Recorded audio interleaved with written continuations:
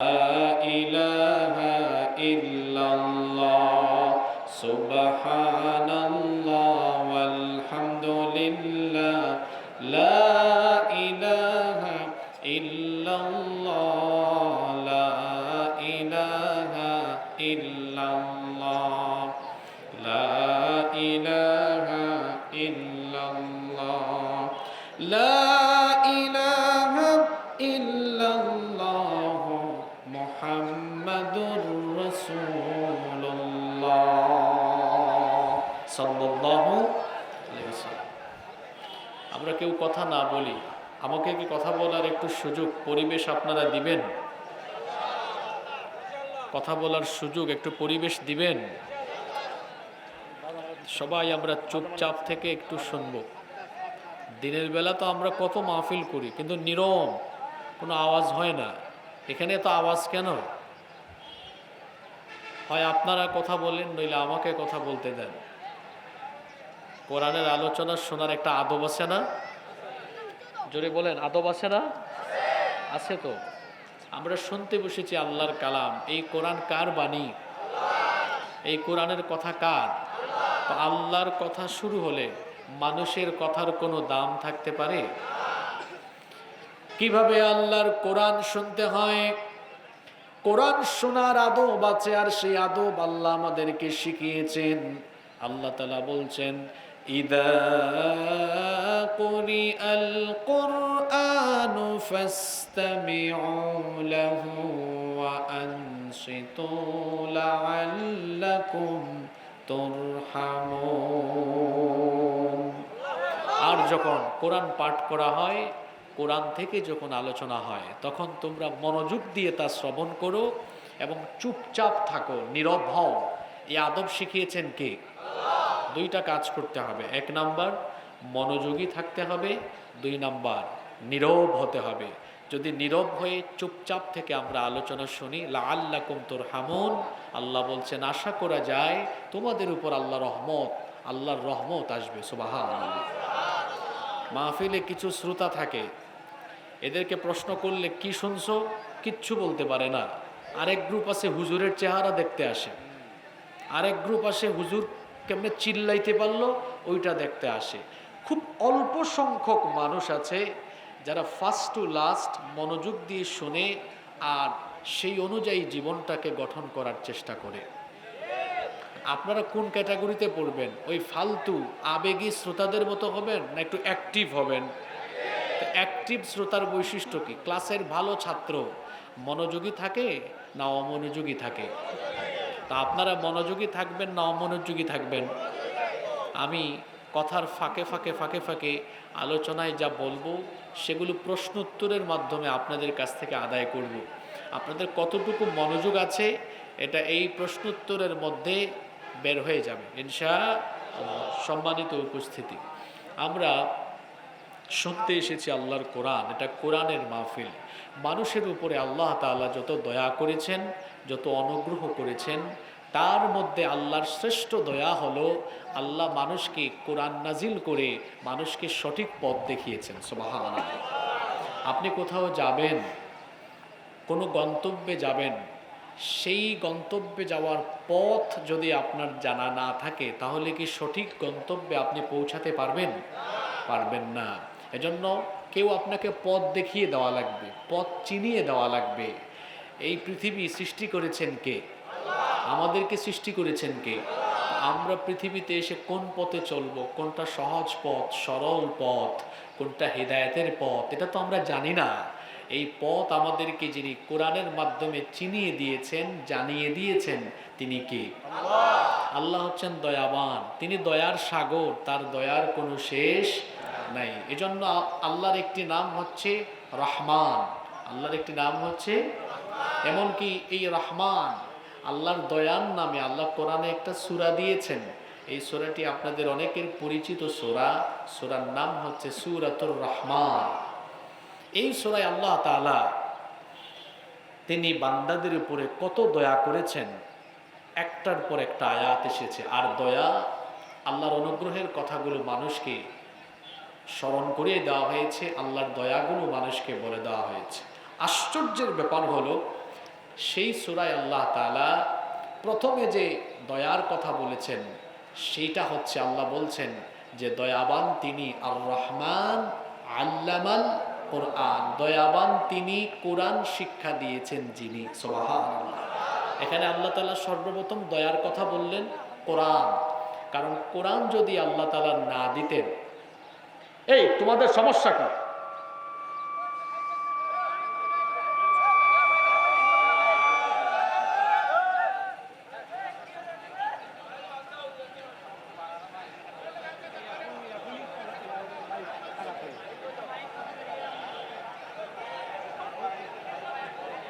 তুমি সাউন্ড যদি ঠিক করতে না জানো তাহলে এই ব্যবসায় নামছো কেন? এই ছেলে, তুমি সাউন্ড যদি ঠিক করতে না জানো এই ব্যবসায় নামছো কেন বলো? তোমার সাউন্ড ওকে না কেন, ফ্রেশ না কেন সেটা বলো। তোমার সাউন্ড ফ্রেশ না কেন ওটা বলো।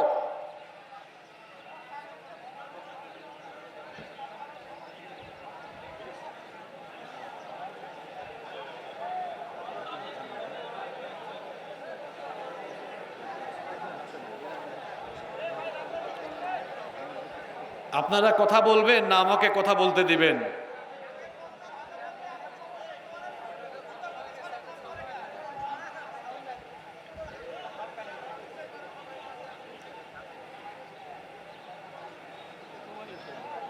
সম্মানিত উপস্থিতি, আমি যেই কথা বলছিলাম, এখানে কথা বলে কে? ধরে আনেন।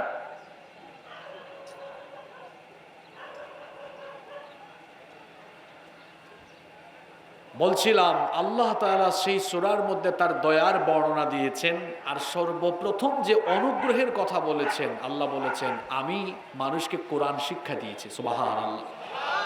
এই কোরআন হচ্ছে মানুষের জীবন পরিচালনার চূড়ান্ত সংবিধান। কোরআনে কারীমের মাধ্যমে আল্লাহ তাআলা জান্নাতের পথ, সহজ সরল সঠিক পথ আল্লাহ দেখিয়ে দিয়েছেন।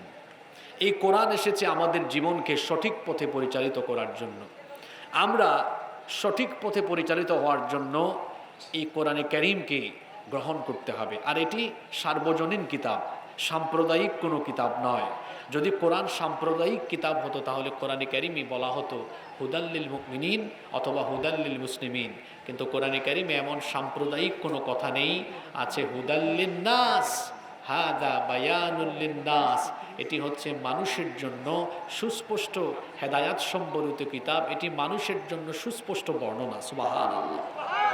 এই কোরআন থেকে যদি আমরা হেদায়াত পেতে চাই তাহলে কোরআনের হক আদায় করতে হবে। আর মানুষের উপরে কোরআনের হক হলো মোট 9টি। কথা বুঝে থাকলে বলেন, লাগবে না? কথা বুঝে থাকলে বলেন তো মানুষের উপরে কোরআনের হক কয়টি? জোরে বলেন কয়টি? একটা একটা পয়েন্ট শুনেন আর মিলান, এই হকটা আপনি আদায় করতে পেরেছেন কিনা, একটা একটা করে মিলাবেন।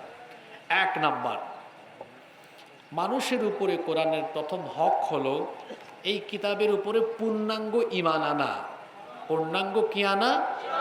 ঈমান আনা। কিসের উপর ঈমান আনতে হবে?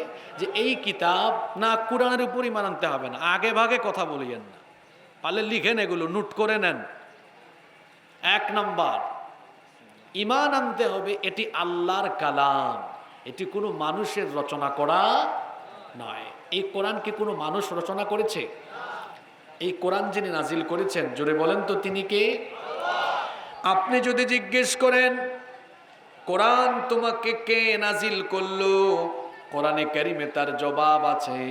কোরআনে কারীমের 39 নম্বর সূরা, সূরাতুজ জুমারের প্রথম আয়াতে আল্লাহ বলছেন তানজিলুল কিতাবি মিনাল্লাহিল আজিজিল হাকীম। মহাপরাক্রমশালী, প্রজ্ঞাময়, সর্বশক্তিমান মহান আল্লাহ এই কিতাব নাজিল করেছেন। আবার আল্লাহ তাআলা কোরআনে কারীমের 20 নম্বর সূরা সূরাতুত তাহা এর 4 নম্বর আয়াতে বললেন তানজিলাম মিম্মান খালাকাল আরদা ওয়াস সামাওয়াতিল উলা। তোমাদের মাথার উপরের সুউচ্চ সুবিস্তৃত আসমান সমূহ আর পায়ের তলার এই জমিন সুন্দরভাবে সৃষ্টি করেছেন যিনি, এই কোরআন তোমাদের জন্য নাজিল করেছেন তিনি। ঈমান আনতে হবে এই কিতাব কোনো মানুষের রচনা করা নয়, এটি এসেছে কার তরফ থেকে? এটা ঐশী গ্রন্থ। এর বাড়ি কোথায়? বাল হুয়া কুরআনুম মাজিদুন ফি লাউহিম মাহফুজ। আরশে আজিমের কাছেই লাউহে মাহফুজের মধ্যে কোরআনকে সংরক্ষিত করে রেখেছেন কে? এতটুকুতে ঈমান আনলে ঈমান শেষ না, কারণ কোরআন আল্লাহর বাণী, এতটুকু ঈমান বহু মুসলমানের আছে। শুধু আল্লাহর বাণী এতটুকু বললেই ঈমান আনা হয় না, ঈমান আনতে হবে যে এই কোরআনে যা আছে সব কিছুকে আমি মেনে নিলাম। এই কোরআনে আমার ব্যক্তি, পরিবার, সমাজ, রাষ্ট্র সবকিছু পরিচালনার যে মূল নীতি, রীতিনীতি দেওয়া আছে সব আমি মেনে নিলাম। এই পয়েন্টে আসলে অনেকেই ধরা খাবে, কারণ অনেকে আছে মসজিদে কোরআন মানে, মাদ্রাসায় কোরআন মানে, সমাজে মানে না, রাষ্ট্রে মানে না, আইন অঙ্গনে কোরআন মানতে চায় না। এখানে আসলে অনেকে ধরা খেয়ে যাবে। নাম সুন্দর আছে, আবুল কালাম, আব্দুল সালাম, আব্দুর রহমান, আর এসে বক্তব্য দেয় ধর্ম আর রাজনীতি সম্পূর্ণ আলাদা। কত বড় অজ্ঞ! ওরে জিজ্ঞেস করলে আউযুবিল্লাহ বিসমিল্লাহ শুদ্ধ করে বলতে পারবেন না, ভুল করবে 20টা। আর সে বলে ধর্ম আর রাজনীতি নাকি আলাদা। ও তো আল্লাহর কোরআন এখনো পড়ে নাই। আল্লাহর কোরআনে সব কিছু আছে না নয়? সুবিধাবাদ জিন্দাবাদ, এই রকম কিছু মানুষ আমাদের মধ্যে তৈরি হয়েছে যারা মসজিদে কোরআন মানে, মাদ্রাসায় কোরআন মানে, কিন্তু সমাজে এবং রাষ্ট্রে কোরআন প্রতিষ্ঠা হতে দিতে চায় না।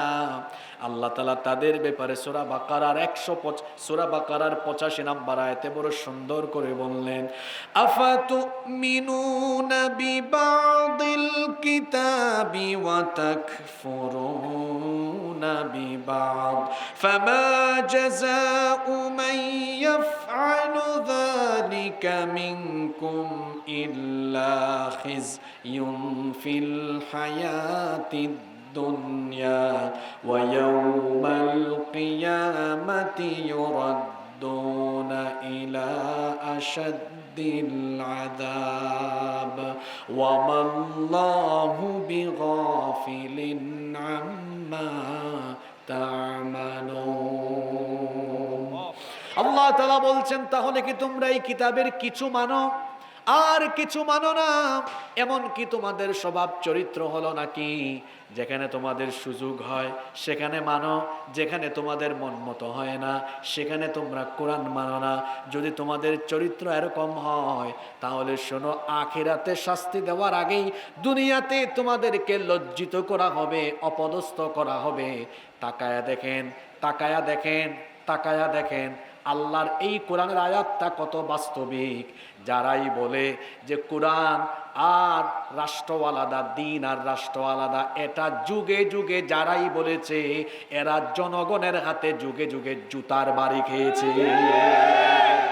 আল্লাহ এই কথা বলছেন, আখিরাতের আগে দুনিয়ায় আমি তোমাকে লজ্জিত করেই ছাড়বো, করেই ছাড়বো, করেই ছাড়বো। যুগে যুগে আল্লাহ করেন নাই? যুগে যুগে আল্লাহ করেন নাই? করেছেন। এরপরে আল্লাহ বলছেন কিয়ামতে তাদেরকে কঠিন শাস্তির সম্মুখীন করবেন কে? তাহলে এই পলাশবাড়ির মানুষ কি কোরআনের উপর কিছু ঈমান আনবে আর কিছু ঈমান আনবে না, এরকম হবে? না পূর্ণাঙ্গ ঈমান আনবে? পূর্ণাঙ্গ ঈমান আনতে হলে এই ঘোষণা দিতে হবে, আমার ব্যক্তি জীবন, পরিবার, সমাজ, রাষ্ট্র এটি কেবলমাত্র যার বিধান দিয়ে চলবে তিনি কে? আর আল্লাহ যে বিধানের কিতাব দিয়েছেন, কিতাবের নাম কি? এখন আমি আমার নিজের জীবন চালাই কোরআন দিয়ে, পরিবারও চালাই কোরআন দিয়ে, কিন্তু সমাজ আর রাষ্ট্র চালাবার বেলায় আমি আল্লাহর কোরআনের বিধান বাস্তবায়নে কাজ করি না, বরং তার উল্টো কথা বলি। আমি আপেল আর ফুটবলের মিছিলে চলে যাই। এটা কথার কথা, যদি মার্কা মিলে যায় কেউ রাগ করবেন না। আমি আপেলে আর ফুটবলে চলে যাই। আরে মুসলমান তো তার পরিবার থেকে নিয়ে সমাজ, অর্থনীতি, রাজনীতি সবকিছুতে আল্লাহর কোরআন মেনে চলবে। এটি হচ্ছে মানুষের উপরে কোরআনের প্রথম দাবি। এটি হচ্ছে মানুষের উপরে কোরআনের প্রথম দাবি। নাম্বার 2, শুনতেছেন তো আপনারা? মানুষের উপরে কোরআনের 2 নাম্বার দাবি হলো এই কোরআন বিশুদ্ধভাবে তিলাওয়াত জানতে হবে। আমাদের দেশে 90% মানুষ মুসলমান, কিন্তু বড় দুঃখের ব্যাপার হলো 90-এর মধ্যে 85%ই শুদ্ধ করে কোরআন পড়তে পারে কিনা আমার যথেষ্ট সন্দেহ আছে। আপনাদের কথা কি বলতাম, বাংলাদেশে অনেক বক্তা আছে, এদের তিলাওয়াত সহি, কোরআন তেলাওয়াত পর্যন্ত সহি করে করতে পারে। আপনি বলবেন হুজুর তেলাওয়াত সহি করে না জানলে কি হবে, কোরআন তো বুঝলেই হইল। কে বলেছে আপনাকে তেলাওয়াত জানতে হবে না? কোরআন পড়বেন কেমনে এই ফর্মুলা তো আমি দেই নাই, এই ফর্মুলা দিয়েছেন কে? প্রথম শব্দ আল্লাহ বললেন ইকরা, কয়েকদিন পরে আল্লাহ নাজিল করলেন সূরা মুজাম্মিল, সেখানে 4 নাম্বার আয়াতে আল্লাহ জানিয়ে দিলেন তোমাদের নিজেদের মতো করে কোরআন পড়লে চলবে না, কোরআন পড়তে হবে, পড়ার নিয়ম আছে, সেই নিয়ম আল্লাহ শিখায় দিলেন। ওয়ারাতিলিল কুরআনা তারতিলা, সূরা মুজাম্মিলের 4 নাম্বার আয়াত আল্লাহ বলছেন তার তিল সহকারে তাজবিদের নিয়ম কানুন প্রয়োগ করে বিশুদ্ধভাবে কোরআন তেলাওয়াত করো, কারণ কোরআন বিশুদ্ধ করে পড়া ফরজ। কোরআন বিশুদ্ধ করে পড়া কি? আপনি কোনো একটা বাংলা বা ইংরেজি বই হাতে নিয়ে পড়ছেন, উচ্চারণ অশুদ্ধ হলে বড়জোর মানুষ হাসবে, এতটুকুতেই সীমাবদ্ধ। কিন্তু কোরআন যদি আপনি ভুল উচ্চারণে পড়েন, আপনার মাখরাজ ঠিক নেই, সিফাত ঠিক নেই, আপনার মাদ ঠিক নেই, কোন কোন জায়গায় কোন নিয়ম প্রয়োগ করতে হয় সেটা আপনি জানেন না, এটা শুধু হাসাহাসিতেই সীমাবদ্ধ থাকবে না, এর মাধ্যমে 2টা ক্ষতি হবে। 1 নাম্বার গুনাহগার হবেন, 2 নাম্বার কোরআন আপনাকে লানত দিবে। রব্বা কারিউলিল কোরআন ওয়াল কোরআনু ইয়ালআনুহু, কোরআনের এমন বহু তিলাওয়াতকারী আছে, এরা কোরআন পড়লে সওয়াব পায় না, উল্টা কোরআন এদেরকে খালি লানত দেয়। কি দেয়? আমরা কি কোরআন তিলাওয়াত করে লানত পেতে চাই? আল্লাহ আমাকে ক্ষমা করুন, এটা মানুষকে বোঝানোর জন্য জাস্ট উদাহরণ দিচ্ছি, আল্লাহ আমাকে মাফ করো। এরকম তো অনেকেই পড়ে, আলাম তারা কাইফা ফাআলা রাব্বুকা বিআসহাবি, এরকম পড়তেছে না? আল্লাহ আমাকে মাফ করো, আমি তোমার কিতাবে এরকম পড়তে চাইনি, আমি জাস্ট বোঝানোর জন্য বলেছি। এইরকম শেপ তিলাওয়াত করে, এটা কি তেলাওয়াত হলো না ফাইজলামি হলো? এই রকম কোরআন তেলাওয়াত করবেন না, কোরআন লানত দিবে। নামাজের ভেতরে বিশুদ্ধ করে কোরআন পড়া হলো ফরজ, যেই ব্যক্তি নামাজে বিশুদ্ধ করে কোরআন পড়তে জানে না, ওই ব্যক্তির নামাজ কবুল হয় না। নামাজে তেলাওয়াত যদি বিশুদ্ধ না হয়, ক্ষেত্র বিশেষে লাহনে জালি হয়ে যাওয়ার সম্ভাবনা আছে, আর লাহনে জালি যেই নামাজে হয়ে যায় সেই নামাজ আর কবুল হয় না। এই জন্য কোরআনের 2য় হক, বিশুদ্ধ করে কোরআন শিখতে হবে। বিশুদ্ধ করে কোরআন শেখা এটা সকল মুসলমানের জন্য নফল না ফরজ? আরো জোরে বলেন, নফল না ফরজ? প্রতি বছর কোরআনের মাহফিল আয়োজন করি, আমরাও মাহফিলে আসি, আমরা দেখা যায় এই 4-5 মাস মাহফিলের সময়ে শত শত মাহফিলে হাজির হই, কিন্তু এখনো কোরআন শিখতে পারলাম না। অনেকে আছে বিশুদ্ধ করে ইংরেজিতে কথা বলি, বিশুদ্ধ বাংলায় কথা বলি, আফসোসের ব্যাপার হলো আমরা এখনো কোরআন শুদ্ধ করে পড়তে পারি না। খবরদার, সতর্ক করছি আপনাদেরকে, আমরা তো আসলে সতর্ককারী, আমরা তো পিটায়া আপনাদেরকে লাইনে আনতে পারবো না, কারণ আল্লাহ তো বলেছেন ফাযাক্কির ইন্নামা আনতা মুযাক্কির। হ্যাঁ নবী, আপনি মানুষকে উপদেশ দেন, নবীকে বলার মাধ্যমে আল্লাহ এটা সবাইকেই বলেছেন। দাওয়াতের ক্ষেত্রে মানুষকে শুধু সতর্ক করো, কিন্তু হেদায়েতের চাবিকাঠি কার হাতের মুঠায়? আরো জুড়ে বলেন, কার? কোরআন না শিখে দুনিয়া থেকে বিদায় হয়েন না, পরিণতি দুনিয়ায় ভয়াবহ হবে, আখিরাতেও ভয়াবহ হবে।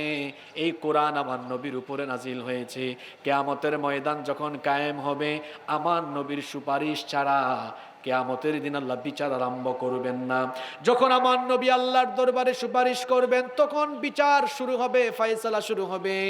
সেদিন আল্লাহর নবী যে শাফায়াতের মাধ্যমে বিচার শুরু হবে, সেই শাফায়াতকে বলা হয় শাফাআতে উযমা বা শাফাআতে কুবরা। এরপরে আল্লাহ তার নবীকে সুযোগ দিবেন, ও নবী আপনি আপনার উম্মতের জন্য সুপারিশ করতে পারেন, আমি সুযোগ দিলাম। আল্লাহর নবী তার পছন্দের উম্মতদের জন্য সুপারিশ করবেন। নবী যার জন্য সুপারিশ করবেন, তার জন্য জান্নাত যিনি ওয়াজিব করে দিবেন তিনি কে? কিন্তু কিছু ব্যক্তিকে আল্লাহর নবী দেখলেই মুখ ফিরিয়ে নেবেন, এদের জন্য আল্লাহর নবী সুপারিশ করবেন না। সুপারিশ না করে বরং উল্টা তিনি আল্লাহর দরবারে এদের বিরুদ্ধে মামলা দায়ের করবেন। আল্লাহর আদালতে এই লোকগুলার বিরুদ্ধে মামলা দায়ের করবেন। আসেন না ঘুমাই গেছেন? হ্যাঁ আছেন? কি কি বলতেছি শুনতেছেন? কিয়ামতের ময়দানে আল্লাহর নবী সুপারিশ আরম্ভ করবেন, কিন্তু কিছু মানুষকে সুপারিশ না করে এদেরকে দেখলেই তাড়িয়ে দিবেন, বরং উল্টা আল্লাহর নবী এদের বিরুদ্ধে আল্লাহর কাছে অভিযোগ করবেন, আল্লাহর আদালতে মামলা দায়ের করবেন। শুনেন, কোরআনে কারীমের 25 নম্বর সূরা সূরাতুল ফুরকানের 30 নম্বর আয়াতে আল্লাহ বলছেন, কিয়ামতের ময়দানে রাসূল কিছু মানুষদের বিরুদ্ধে অভিযোগ করে আমার কাছে বলবেন, ওয়াকালার রাসূলু ইয়া রাব্বি ইন্না কওমি ইত্তাখাযু হাযাল কুরআনা মাহজুরা। وقال الرسول আর রাসূল বলবেন, ইয়া রাব্বি, হে রব, ইন্না কওমি ইত্তাখাযু হাযাল কুরআনা মাহজুরা, নিশ্চয়ই আমার উম্মতের এই ব্যক্তি, এই লোকগুলো দুনিয়াতে থাকা অবস্থায় কোরআন পরিত্যাগ করেছে, তার জীবন থেকে কোরআনকে বাদ দিয়েছে, সব শিখেছে, কোরআন শিখে নাই, কোরআন পড়ে নাই, বুঝে নাই, কোরআনের রঙে রঙিন হয় নাই। হে আল্লাহ, হে আমার রব, এই ব্যক্তি দুনিয়ায় যেভাবে কোরআনকে পরিত্যাগ করেছে, হাসরের ময়দানে আমি নবীও আজ তাকে পরিত্যাগ করলাম। নাউযু বিল্লাহি মিন যালিক। নবী যদি কাউকে বলেন আমি তাকে পরিত্যাগ করলাম, তার কি বাঁচার কোনো উপায় আছে? শুধু আল্লাহর নবী নয়, যিনি কোরআন নাজিল করেছেন সেই মহান আল্লাহ ওই ব্যক্তির কাছ থেকে মুখ ফিরায় নেবেন। কোরআন না শিখে দুনিয়া থেকে বিদায় হয়েন না। দুনিয়াতে অবস্থা খারাপ হবে, আখিরাতেও ক্ষতিগ্রস্ত হওয়া লাগবে। রব্বুল আলামিন বলছেন, যারা কোরআন শিখবে না, যারা কোরআন থেকে দূরে সরে যাবে, আমি আল্লাহ তাদের জন্য দুনিয়া এবং আখিরাতে মোট শাস্তি রেখেছি 3টা। জোরে বলেন তো কয়টা?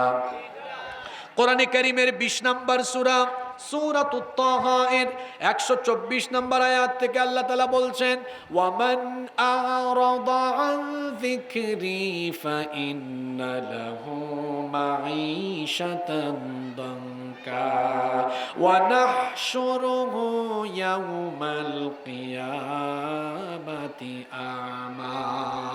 আল্লাহ তাআলা বলছেন, আর যারা আমার উপদেশ সম্বলিত কিতাব থেকে মুখ ফিরিয়ে নিবে, ফাইন্না লাহু মাঈশাতান দানকা, নিশ্চয়ই আমি তাদের জীবনকে সংকীর্ণ বানিয়ে দিব। মুফাসসিরিনে কেরাম এই মাঈশাতান দানকার ব্যাখ্যায় 2টো অর্থ দিয়েছেন। 1 নম্বর অর্থ তারা দিয়েছেন, এর মানে হলো ওই ব্যক্তির জীবন থেকে সুখ শান্তি আল্লাহ কেড়ে নেবেন। সুখ শান্তি দেওয়ার মালিক যিনি, গলার আওয়াজ বড় করে বলেন তিনি কে? টাকা পয়সার ক্ষমতার মালিক হলেই সুখী হওয়া যায় না, কারণ বহু টাকাওয়ালা আর ক্ষমতার অধিকারী বহু মানুষ আছে, রাতে ঘুমাইতে পারে না, বিছানার এক পাশ থেকে আরেক পাশে যায়, ঘুম নাই। অনেক রিক্সাওয়ালা ভ্যানওয়ালা আছে, রাতের বেলা যখন তারা বিছানায় যায়, শোয়া মাত্রই ঘুম চলে আসে। ঘুম, সুখ, শান্তি এটা আল্লাহর নিয়ামত, আল্লাহর আয়াত। মানুষের জীবনের সাথে মিলিয়ে দেখেন, যাদের জীবনে কোরআন নাই, এদের টাকা পয়সা, সুন্দরী নারী, সুন্দরী স্ত্রী, গাড়ি বাড়ি নারী সব থাকলেও এদের জীবনে কোনো সুখ নাই। এদের সুখ শান্তি যিনি কেড়ে নিয়েছেন তিনি কে? মুফাসসিরিনে কেরাম মাঈশাতান দানকার 2 নম্বর ব্যাখ্যা দিয়েছেন, এই লোকদের কবরকে সংকীর্ণ করে দেওয়া হবে। এই এলাকায় তো কবরস্থান আছে, এই কবরস্থানে একদিন আমরাও চলে যাব। প্রত্যেকটি মানুষের জন্য কবর খনন করা হয় কয় হাত জানেন না? 3.5 হাত। যারা দুনিয়াতে থাকা অবস্থায় কোরআন থেকে নিজেদেরকে দূরে রাখবে, ওই লোকদের 3.5 হাত কবর আরো বেশি সংকীর্ণ হতে থাকবে। সংকীর্ণ হতে হতে কবরের 2 পাশের মাটি এক হয়ে তার দেহকে এমন ভাবে চাপ মারবে, তার এক পাঁজর গিয়ে অন্য পাশের পাঁজরে এভাবে ঢুকে যাবে। এইরকম করে কিয়ামত পর্যন্ত তার উপরে শাস্তি চলবে, যার হুকুমে তিনি কে? মনে রাখেন, কোরআন যে ব্যক্তি শিখলো না, শাস্তির কথা বলছি। 1 নাম্বার, তার দুনিয়ার সুখ শান্তি কেড়ে নেওয়া হবে। 2 নাম্বার, কবর সংকীর্ণ করে কবরে শাস্তি বাড়িয়ে দেওয়া হবে। 3 নাম্বার শাস্তি হলো, আল্লাহ তাআলা বলছেন, ইসরাফিলের সিংহার ফুৎকারের পরে যখন সবকিছু লন্ডভন্ড হয়ে গিয়ে কিয়ামত কায়েম হয়ে যাবে, মানুষকে তখন কবর থেকে উঠানো হবে। সেই দিন যারা কোরআন থেকে নিজেদেরকে দূরে রেখেছিল, তাদেরকে অন্ধ অবস্থায় কবর থেকে উঠিয়ে হাসরের ময়দানে যিনি হাজির করবেন তিনি কে?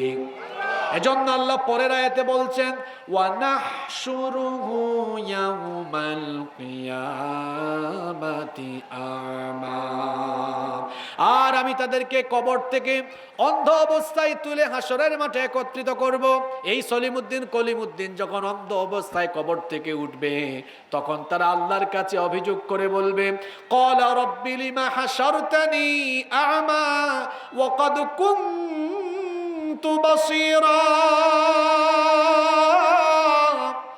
হে রব তুমি আমাকে অন্ধ করে দিয়েছো কেন? দুনিয়াতে তো আমি অন্ধ ছিলাম না, চশমা ছাড়াই আমি চোখে দেখতাম, কেন আমাকে অন্ধ করে দিলে? আল্লাহ তখন তাকে বলবেন কাযালিকা আতাতকা আয়াতুনা ফানাসিতাহা ওয়া কাযালিকাল ইয়াউমা তুনসা।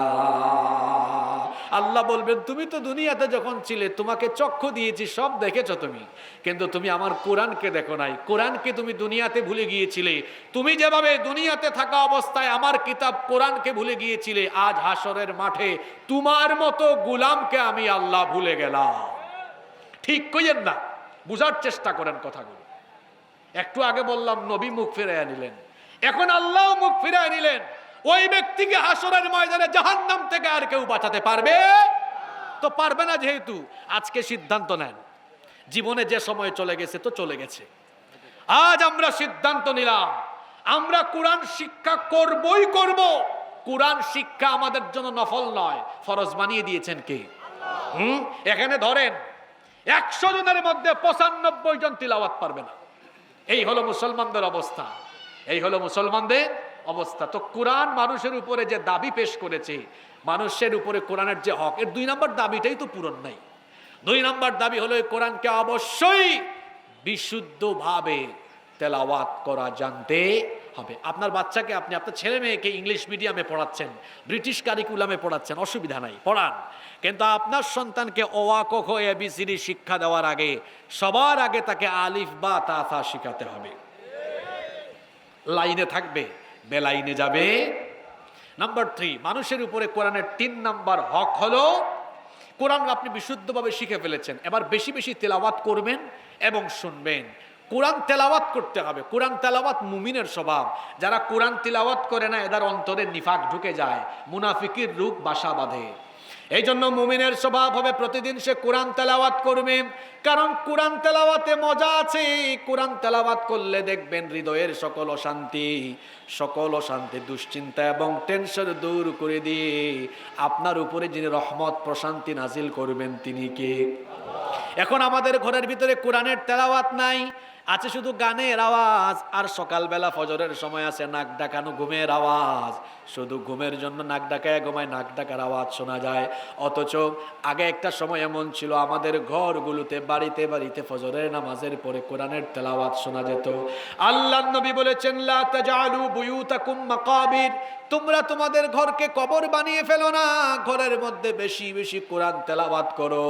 সূরা বাকারার ফজিলত বলতে গিয়ে আল্লাহর নবী বলেছেন ইন্নাল বাইতাল্লাযী তুকরাউ ফীহি সূরাতুল বাকারা, যেই ঘরের মধ্যে সূরা বাকারা পড়া হয় সেই ঘরে শয়তান থাকতে পারে না, সেই ঘরে থেকে শয়তান পালিয়ে যায়।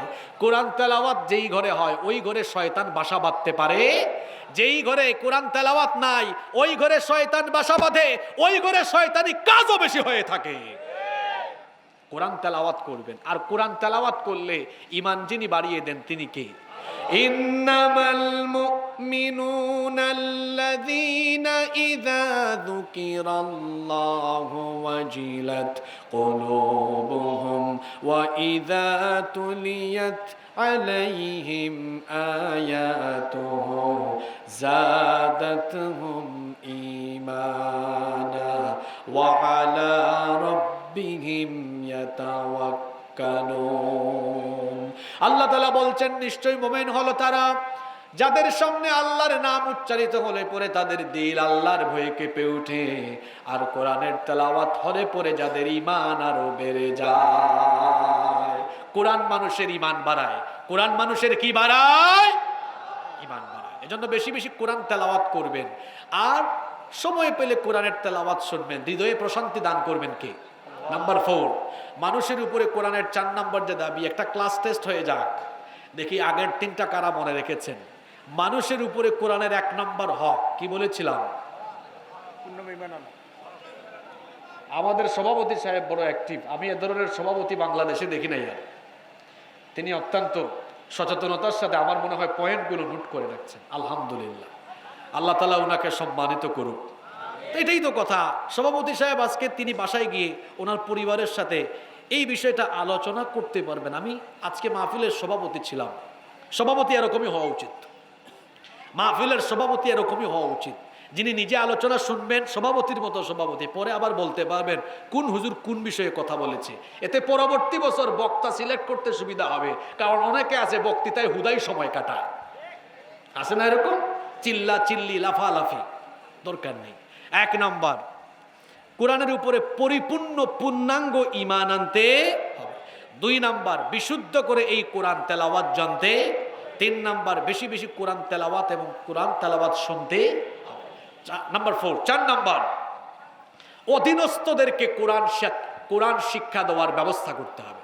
আপনি পিতামাতা, আপনি বাবা, আপনি মা, আপনি আপনার সন্তানকে কোরআন শিক্ষা দিবেন, এটি আপনার দায়িত্ব। পিতামাতার জন্য এটা কর্তব্য। অনেক পিতামাতা এই ক্ষেত্রে ব্যর্থতা থাকার কারণে দেখা যায় তাদের সন্তানরা বড় হওয়ার পরে কোরআন শেখায় নাই, সব শিখিয়েছে। এই সন্তানরা পিতামাতাকে পরে গলা ধাক্কা দিয়ে ঘর থেকে বের করে দেয়, পিতামাতার সাথে বেয়াদবি করে এরা সমাজে এলাকায় সন্ত্রাসী হয়ে গড়ে উঠে, উশৃঙ্খল হয়ে গড়ে উঠে। যাদের ভেতরে কোরআন আছে এদের চরিত্রে উশৃঙ্খলতা নাই, এদের মধ্যে সভ্যতা আছে, আদব আছে, এদের আখলাক সুন্দর হয়ে যায়। এই জন্য আপনার সন্তানকে কোরআন শিক্ষা দিবেন। এত সুন্দর মাদ্রাসা আছে, মাদ্রাসায় বাচ্চাকে পাঠাবেন, কোরআন শিক্ষা দিবেন। যে পিতামাতা তাদের সন্তানদেরকে কোরআন শিখায় না, এই পিতামাতা দুনিয়াতে বেইজ্জত হয়, আখিরাতেও বেইজ্জত হয়। বলবেন হুজুর কেমনে বেইজ্জত হয় বলেন? দুনিয়াতে দেখবেন যারা সন্তানদেরকে কোরআন শেখায় না, এই সন্তানগুলো বড় হওয়ার পরে মা চিনে না, বাবা চিনে না। বাংলাদেশ ব্যাংকের এক কর্মকর্তা, কিছুদিন আগে তার সাথে কথা হচ্ছে, তিনি বললেন আমার একটা ছেলে একটা মেয়ে, ছেলে থাকে আমেরিকায়, মেয়ে থাকে কানাডায়, কিন্তু আমার ছেলে মেয়ে আমার কোনো খবর নেয় না, দেশে আসে না, আমাদের চিকিৎসাও করায় না, খোঁজ খবরও নেয় না। এই যে দেখেন এখানে আলেম ওলামারা বসে আছেন, আলেম ওলামাদেরকে জিজ্ঞেস করেন, অথবা তাদের মা বাবাকে গিয়ে জিজ্ঞেস করেন, তাদের মা বাবাকে প্রশ্ন করেন আপনাদের সন্তানরা আপনাদের খোঁজ খবর নেই কিনা।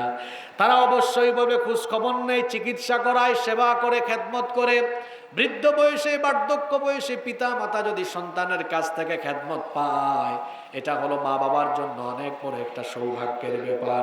যারা সন্তানকে কোরআন শেখায় না, দুনিয়াতে এরা বেইজ্জত হয়, আখিরাতেও বেইজ্জত হবে। এই সন্তান বিপদগামী হয়ে যখন জাহান্নামে যাবে, আল্লাহ তাআলা তখন ওই সন্তানকে বলবেন তোর কি কোনো কথা আছে নাকি বল। সে বলবে আল্লাহ আমার পিতা মাতা কোথায়? আল্লাহ বলবেন তোর পিতা মাতাকে যদি আমি দেখাই, তাদেরকে যদি সামনে হাজির করি, তাহলে তুই কি করবি? ওই সন্তান তখন বলবে আল্লাহ সামনে হাজির করো, নাজআলহুমা তাহতা আকদামিনা লিয়াকুনা মিনাল আসফালিন। আমার পিতামাতাকে আমার সামনে আনো, আমার বাবা মায়ের বুকের উপরে পাড়া দিয়ে তাদেরকে পদদলিত করে, দলিত মথিত করে, তারপরে আমি জাহান্নামে যাব। এই পিতামাতা সন্তানের কাছে কিয়ামতের দিন বেইজ্জত হবে। আর যদি উল্টা কাজ করতে পারেন, সন্তানকে কোরআন শিখান, দুনিয়ায় সম্মান আছে, আখিরাতে সম্মান আছে। আপনার এই সন্তানের কারণে দুনিয়ায় আপনার মর্যাদা বাড়বে, সম্মান বাড়বে, এই সন্তান আপনার খেদমত করবে। আখিরাতেও দেখা যাবে এই সুসন্তানের কারণে আপনার মর্যাদা বেড়ে যাবে। আল্লাহ বলবেন কোরআনওয়ালা সন্তানদের পিতামাতা কোথায়? তাদেরকে যখন হাজির করা হবে, আল্লাহ বলবেন উলবিসা ওয়ালিদাহু তাজান ইয়াউমাল কিয়ামা। কোরআনওয়ালা সন্তানদের পিতা মাতার মাথায় আজকে নূরের মুকুট পরিধান করানো হবে। আপনারা কি কিয়ামতে এই সম্মান চান না? জোরে বলেন চান না? সন্তানদেরকে কোরআন শেখাবেন তো? এটাও আপনার উপর একটা হক। এটা কয় নাম্বার? 4 নাম্বার 5 নাম্বার হচ্ছে যথাসাধ্য কোরআন মুখস্থ করার চেষ্টা করা। আমরা এই দায়িত্ব দিয়ে দিয়েছি হাফিজি মাদ্রাসার ছাত্রদেরকে, তোরা কোরআন মুখস্থ কর। আর আমাদের বেশিরভাগ মানুষের পুঁজি হলো 8টা 10টা 12টা সূরা মুখস্থ আমরা করেছি। একবার আমাকে একজন বলল, হুজুর নামাজের সূরাগুলো আমি শিখেছি, এতে কি এনাফ? আমি বললাম, কোরআনে তো 114টা সূরা আছে, কিন্তু সূরাতুন নামাজ, নামাজের তো কোনো সূরা নাই। কয় হুজুর বুঝেন নাই? আলাম তারা কাইফা ফাআলা রাব্বুকা বিআসহাবিল ফিল, এখান থেকে কুল আউযু বিরাব্বিন নাস। এই 8-10টা সূরা বা আরো 2-3টা সূরা, এইরকম 12-14টা সূরা, আপনারা বলেন তো বেশিরভাগ মানুষের এতটুকুর বাইরে পুঁজি আছে? আপনারা বলেন আছে? তো কোরআন কি শুধু এতটুকু মুখস্থ করার জন্য এসেছে? এই কোরআন মুখস্থ করার জন্য সহজ করে দিয়েছেন কে? তা সহজ না হলে দেখেন হাফেজি মাদ্রাসা, আজকে একজনকে পাগড়ি দেওয়া হলো, বয়স কত? খুব বেশি না, 7-8 বছরের অনেক ছেলেরা হাফেজ হয়ে যায়। এটা যদি সহজ না হতো, 6000-এর উপরে আয়াত, এত পৃষ্ঠা, প্রায় 600 পৃষ্ঠার মতো, এগুলো সে মুখস্থ করে তার সিনার ভেতরে রেখে দেয়। সুবহানাল্লাহ। আপনিও তো পারবেন, আপনিও তো পারবেন, আপনি তো চেষ্টা করেন না। যারা কোরআন মুখস্থ করবে এদের মর্যাদা কিয়ামতে জান্নাতে বাড়িয়ে দিবেন কে? হাসরের মাঠে আল্লাহ বলবেন, ইকরা ওয়ারতাকি কামা কুনতা তুরাত্তিল ফিদ দুনিয়া, দুনিয়াতে যেভাবে তুমি কোরআন পড়তে সেভাবে আজকে কোরআন পড়ো। ফা ইন্না মানজিলাতাকা ইনদা আখিরি আয়াতিন তাকরাউহা, যেই জায়গায় গিয়ে তোমার কোরআন পড়া থামবে সেটা জান্নাতে তোমার ঠিকানা হয়ে যাবে। মুখস্থ নাই, আমরা মুখস্থ করি না। আরব দেশে অনেকগুলা ইউনিভার্সিটি আছে, তারা তাদের পাঠ্যসূচিতে কোরআন মুখস্থকরণকে ফিক্সড করে দিয়েছে, অবধারিত এটা। এমনকি সেখানে অনেক ভিন্ন পেশার মানুষ আছে যারা অনেক সূরা পারে, অনেক আয়াত পারে। আমি 2019 সালে একবার জিদ্দা থেকে মক্কায় যাচ্ছিলাম, এক ইয়ামেনি ড্রাইভার গাড়ি ড্রাইভ করছে আর সূরা বনি ইসরাইল পড়ছে। কোন সূরা? সূরা বনি ইসরাইল। এটা কোরআনের একদম মাঝামাঝিতে 15 নম্বর পাড়ায় আছে। তা আমি বললাম, ভাই হাল আনতা হাফিজুল কোরআন, আপনি কি হাফিজে কোরআন? সে বলছে লা, না। তা আমি বললাম, হাফিজে কোরআন না সূরা বনি ইসরাইল থেকে পড়ছেন? সে বলে, আমি ড্রাইভিং করি, আমি এটা আমার বাল্যকাল থেকে, শৈশবকাল থেকেই আমি অল্প অল্প করে যখনই সুযোগ পাই তখনই আমি কোরআন মুখস্থ করি, কারণ কোরআন মুখস্থ করে যত বেশি সিনায় রাখবো আমার সিনাকে যিনি আলোকিত করে দিবেন তিনি কে? চিন্তা করলাম, একজন ড্রাইভার এত চমৎকার আইডিয়া নিয়েছে যে কোরআন সে মুখস্থ করছে, আর আমরা অনেকে আছি কোরআন মুখস্থ করি না। অথচ কোরআন চাইলে যথাসাধ্য মুখস্থ করে রাখা যায় কি যায় না? একটা কৌশল শিখিয়ে দিয়ে যাই, কিভাবে আপনি কোরআন মুখস্থ করতে পারবেন। 30 পারার প্রথম সূরা, সূরা নাবা, এটা শুরু করেন, আজকে এক আয়াত মুখস্থ করেন। কিভাবে? যেমন আজকে প্রথম আয়াত পড়লেন, আম্মা ইয়াতাসাআলুন, এক আয়াত, সারাদিন এটা জপতে থাকেন। আগামীকাল আরো এক আয়াত শিখেন, আনিন নাবাইল আযীম, 2 আয়াত হয়ে গেল। পরের দিন শিখেন, আল্লাযী হুম ফীহি মুখতালিফুন, 3 নম্বর দিন কয় আয়াত হয়ে গেল? জোরে বলেন, কত হইল?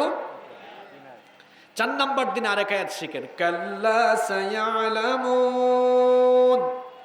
পরের দিন আরেকটা শিখেন, সুম্মা কাল্লা সায়ালামুন।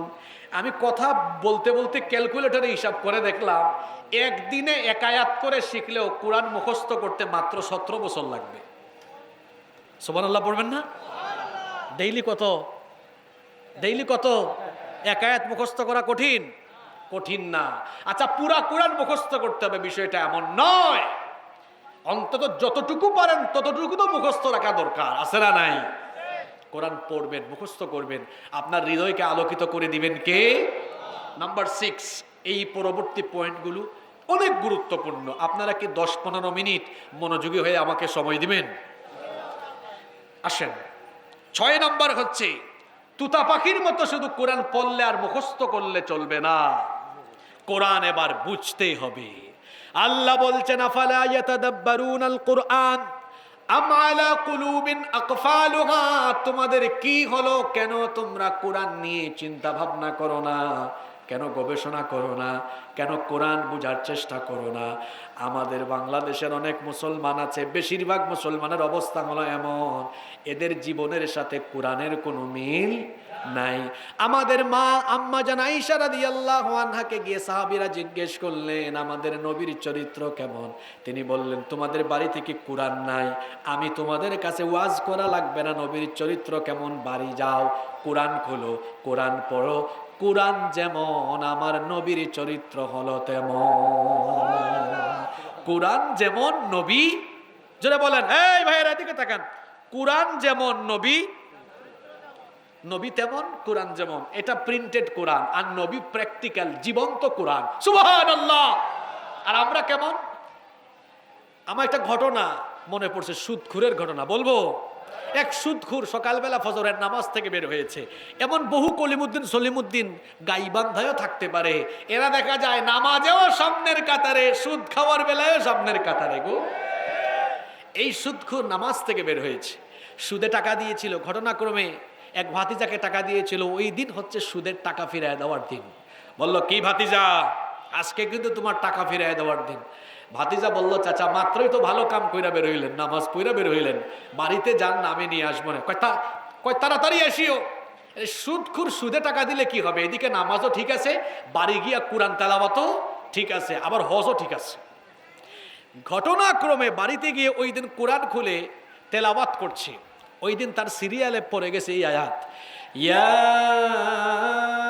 আইয়ুহাল্লাযীনা আমানু লা তাকুলুর রিবা আদআফাম মুদাআফা। আলেমরা বুঝছেন এটা কিসের আয়াত? সুদের আয়াত। এই আয়াত তেলাওয়াতের সময় চলে আসছে ওই ভাতিজা সুদের টাকা নিয়ে, কয় চাচা আসবো? কয় আমি তেলাওয়াতে আছি, আমারে ডিস্টার্ব দিস না, আয়। পকেটে ঢুকায় দেয়। এখন এই চাচা পরে কিসের আয়াত? পকেটে নেই কিসের টাকা? আমার দেশে এমন বহু মুসলমান আছে, এরা নামাজও পড়ে, কোরআন তেলাওয়াত করে, সমান তালে অন্যায় করে, কারণ এরা কোরআনকে আজ পর্যন্ত বুঝতে পারে না। ছিল বাংলাদেশে 70 রাকাত পড়ে। আর আরেকজন পার্লামেন্টে বলেছিলেন, আমি ঘুম থেকে উঠে সর্বপ্রথম কি খুঁজি? জোরে বলেন, কি খুঁজি? ঘুম থেকে উঠে খুঁজে যায় নামাজ, আবার দিনের বেলা ধরে ধরে ধরে ধরে আলিম ওলামা ইমাম সাহেবদেরকে জেলখানায় ঢুকায়। নামাজও ঠিক আছে, অন্যায়ও আছে না নাই? এরকম এই যে কোরআন দেওয়া হলো, আমরা এটা বুঝলাম না, কোরআন বুঝাটা আমাদের জন্য দরকার আছে না নাই? আজকে সুপ্রিম কোর্ট থেকে আজকে ইংরেজি ভাষায় লেখা একটা চিঠি, নোটিশ আপনার বাড়িতে চলে আসলো। আপনি এই ইংরেজি নোটিশটা বুঝতে না পারলে, যিনি বুঝেন ভালো, কেউ ইংরেজি জানেন, তার কাছে যাবেন কিনা? তাহলে আপনি একটা নোটিশ বুঝার জন্য আরেকজনের কাছে যাইতে পারেন, কিন্তু কোরআন বুঝার জন্য আপনি কারো কাছে যান না। আপনি বিদেশে যাওয়ার জন্য, উচ্চশিক্ষার জন্য আইএলটিএস করেন, টুফেল করেন, জিআরই করেন, বিভিন্ন ভাষা শিক্ষার কোর্স করেন, কিন্তু কোরআন বুঝার জন্য কয়েক বছর কোনো উস্তাদের কাছে গিয়ে দার্স দেন না, সময় নিতে পারেন না। আহা, আপনি কোরআন এখনো বুঝতে পারলেন না। কোরআন যদি না বুঝেন, তাহলে কি নিজেকে কোরআনের মতো তৈরি করা যাবে? জোরে বলেন, তৈরি করা যাবে? তৈরি করা যাবে? আচ্ছা, কারেন্ট চলে গেছে না? বিকল্প ব্যবস্থা আছে? আচ্ছা, চলে আসছে, আলহামদুলিল্লাহ। পড়েন। সম্মানিত উপস্থিতি, আমি বলছিলাম, দেখছেন কারবার? হ্যাঁ, কি বলতাম? এখন 1 ঘন্টা আমি কথা বললাম, সাউন্ড ঠিক নাই। আমি মুনাজাতের আগে দিয়া সাউন্ড ঠিক করে দিচ্ছি। আল্লাহ এর হেদায়াত দান করেন। আর কিচ্ছু বললাম না। আমি বলছিলাম, তাহলে কোরআন বুঝতে হবে, এটা বুঝার জন্য এসেছে। কোরআন বুঝলে পরে আমল করার সহজ হয়ে যাবে। এরপরে আসেন নাম্বার 7, 7 নাম্বার, কোরআন অনুযায়ী আমল করতে হবে। কোরআন অনুযায়ী আমল না করলে ওই আমলের কোনো পুরস্কার পাওয়া যায় না। আল্লাহ নবী বলেছেন, মান ক্বালা বিহি সাদাকা, যে কোরআন দিয়ে কথা বলে সে সত্য কথা বলে। ওয়া মান আমিলা বিহি উজরা, আর যে কোরআন দিয়ে আমল করে তাকে পুরস্কার যিনি দেন তিনি কে? কোরআন অনুযায়ী আমল করতে হবে। কোরআনে যত হুকুম আছে, বিধান আছে, সেগুলো মানতে হবে, প্রত্যেকটি বিধান মেনে চলতে হবে। তারপরে আসেন, কোরআনের 8 নাম্বার দাবি হলো শুধু কোরআন পড়ে বুঝে নিজের মধ্যে কোরআন সীমাবদ্ধ রাখলে চলবে না। কোরআনের সমাজ, কোরআনের রাষ্ট্র প্রতিষ্ঠার জন্য দাওয়াতে বের হয়ে যেতে হবে, দাওয়াতি কাজে নিজেকে শামিল করতে হবে। কারণ আল্লাহ বলেছেন, কুনতুম খায়রা উম্মাতিন উখরিজাত লিন-নাসি তা'মুরুনা বিল মা'রুফি ওয়া তানহাউনা আনিল মুনকার। তোমরাই সর্বোত্তম জাতি, তোমাদেরকে মানুষের কল্যাণের জন্য বের করা হয়েছে। তোমরা মানুষকে সৎ কাজের আদেশ দিবে, অসৎ কাজে নিষেধ করবে। তোমরা মানুষের কাছে কোরআনের দাওয়াত নিয়ে ছড়িয়ে পড়বে। আল্লাহর নবীর কাছে এই কোরআন নাজিল হয়েছে। নবুয়তের সুদীর্ঘ 23 বছর তিনি মানুষের কাছে কোরআন প্রচার করেছেন, মানুষের কাছে কোরআন নিয়ে গিয়েছেন। কোরআনের রাষ্ট্র প্রতিষ্ঠার জন্য এইভাবে ম্যান টু ম্যান, একেবারে ইন্ডিভিজুয়ালি, পার্সন টু পার্সন দাওয়াত পৌঁছে দিতে হবে। এই কাজে নিজেকে শামিল করতে হবে। কারণ আমরা তো এই কাজে নাই, আমরা আছি অন্য কাজে। কিভাবে চাঁদাবাজি করব, টেন্ডারবাজি করব, চাঁদাবাজ টেন্ডারবাজদের দল খুঁজে সেখানে আমরা গিয়ে জানমাল বিনিয়োগ করছি। যারা আল্লাহর জমিনে আল্লাহর কোরআনের রাজ কায়েম করতে চায় তাদেরকে দেখলে বিরোধিতা করি। আসে না এরকম? এমনটা হওয়া যাবে না। আপনার উপরে কোরআনের হক হলো কোরআনের দাওয়াতি কাজে নিজেকে শামিল করতে হবে। আমরা পারবো তো ইনশাআল্লাহ?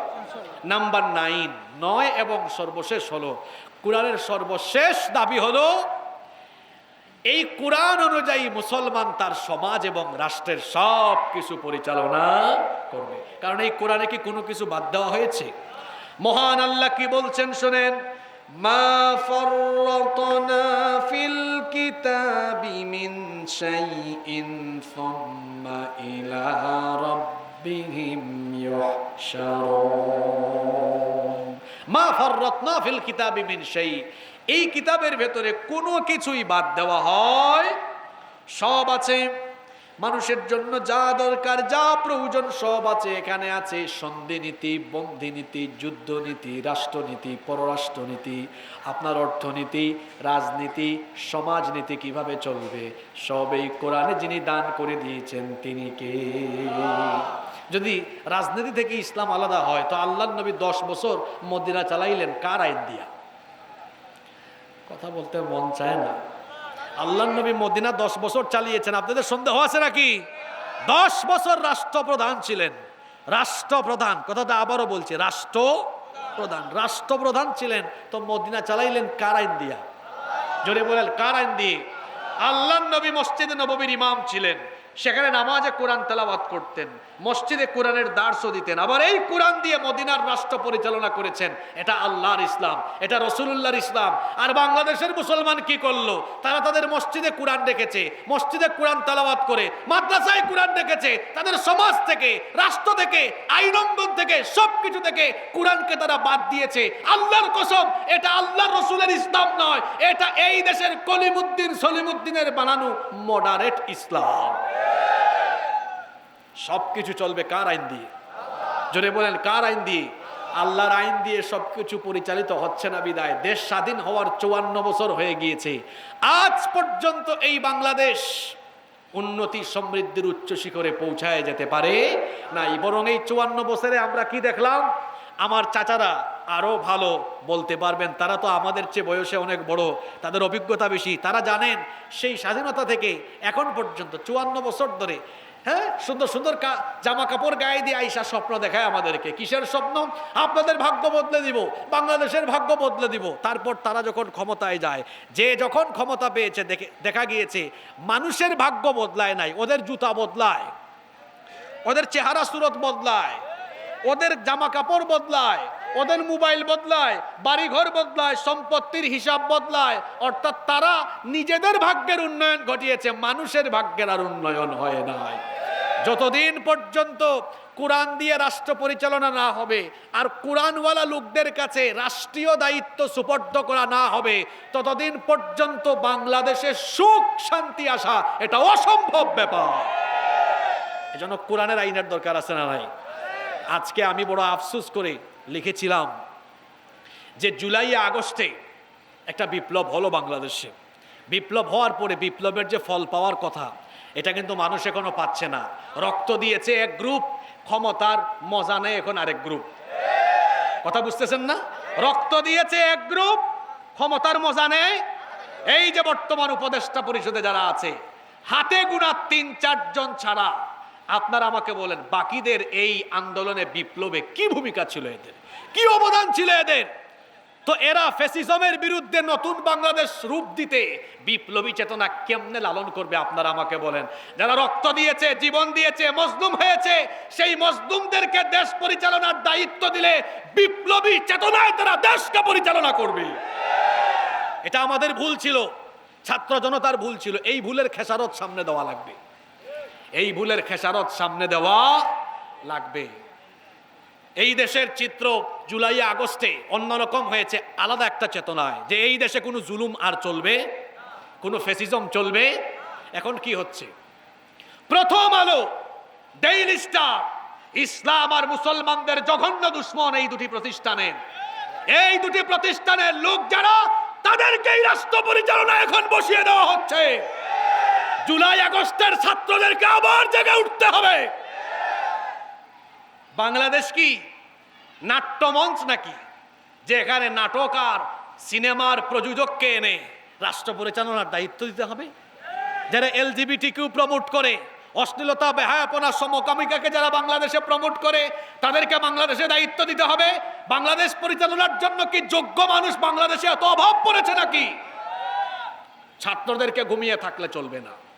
রক্ত দিয়েছেন ব্রাক ইউনিভার্সিটির আসিফ সাহেব, কথা বুঝেন নাই?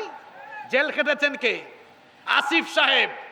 লোক পান্না বসানোর জুলাই আগস্টের সমন্বয়করা কোথায়? তোমরা পাও নাই কেন মাসুদ? তোমরা মানুষ পাও নাই কেন? আসিফ সাহেবকে উপদেষ্টা পরিষদে ঢুকানো উচিত ছিল। বাংলাদেশে যখন ফ্যাসিজম ছিল তখন সমস্ত সাংবাদিকতা হলুদ সাংবাদিকতায় পরিণত হয়েছিল। আমার দেশের মাহমুদুর রহমান নির্যাতিত হয়েছিল, কিন্তু বাংলাদেশের মানুষের পক্ষে কথা বলেছিল।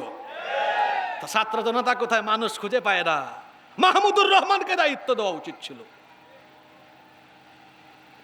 নাটক ফাটকের লোক এনে এখানে দিয়ে দেওয়া হচ্ছে, তারপরে ফ্যাসিজমের দূষরদেরকে দেওয়া হচ্ছে। এই বিপ্লব যে উদ্দেশ্যে সংগঠিত হয়েছে, সেই উদ্দেশ্য ব্যাহত হতে চলছে। এখনো সময় আছে, এখনো সময় আছে। আবার ঐক্যবদ্ধ হয়ে এই উপদেষ্টা পরিষদের পুনর্গঠন করে বিপ্লবী চেতনায় উজ্জীবিতদেরকে এই বাংলাদেশ পরিচালনার দায়িত্ব দিতে হবে। আর প্রস্তুতি নিতে হবে আরেকটি বিপ্লবের। জুলাই আগস্টে যেটা হয়েছে সেটা গণবিপ্লব। আরেকটি বিপ্লবের প্রস্তুতি নিতে হবে। সেই বিপ্লবের নাম হবে কোরআনের বিপ্লব, ইসলামের বিপ্লব। সেটার জন্য এই যে 9টা কাজ বলে গেলাম, এই 9টা কাজ ধাপে ধাপে করতে হবে। ধাপে ধাপে এই 9টা কাজ যদি আমরা করতে পারি, কোন 9টা কাজ আসেন আবার মনে করিয়ে দেই। 1 নাম্বার, কোরআনের উপর ঈমান আনতে হবে, কোরআন ছাড়া কোনো মুক্তি। 2 নাম্বার, এই কোরআন বিশুদ্ধ করে শিখতে হবে। 3 নাম্বার, কোরআন বেশি বেশি তেলাওয়াত করতে হবে। 4 নাম্বার, কোরআন শেখাতে হবে অধীনস্থদেরকে। তারপরে 5 নাম্বার হলো কোরআন যথাসাধ্য মুখস্থ করার চেষ্টা করতে হবে।